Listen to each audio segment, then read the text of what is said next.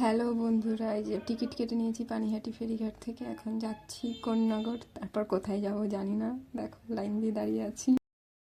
এই যে ফেরি এসে গেছে, এখন উঠছি ফেরিতে। তারপর আগে উঠি। উঠে গেছি, জায়গা পেয়ে গেছি, বসে পড়ি। এই যে এখন দেখো ফেরির ভেতরটা দেখাচ্ছি। এই যে এখনো লোক উঠছে, আমরা তো বসে পড়েছি। একটু আরো উঠুক, তারপরে ছাড়বে। এবার এই যে এখন একটু এসে গেছি, এখন পাশ দিয়ে একটা লঞ্চ যাচ্ছে।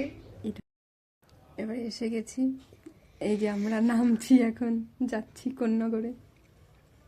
তারপর দেখি ওখানে কিছু আছে কিনা দেখার মতো। দেখো রাস্তায় আস্তে আস্তে একটা মন্দির দেখলাম, তাই সেখানেই একটু ঢুকলাম। দেখো শিব ঠাকুরের মন্দির, একটু প্রণাম করে নিই।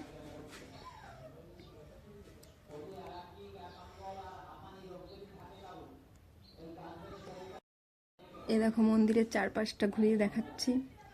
খুবই শান্ত নিরিবিলি জায়গা, তোমরা চাইলে যেতে পারো।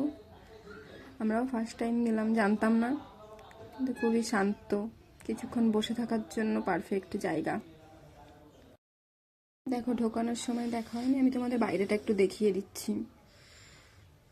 খুবই সুন্দর জায়গা, তোমরা চাইলে আসতেই পারো।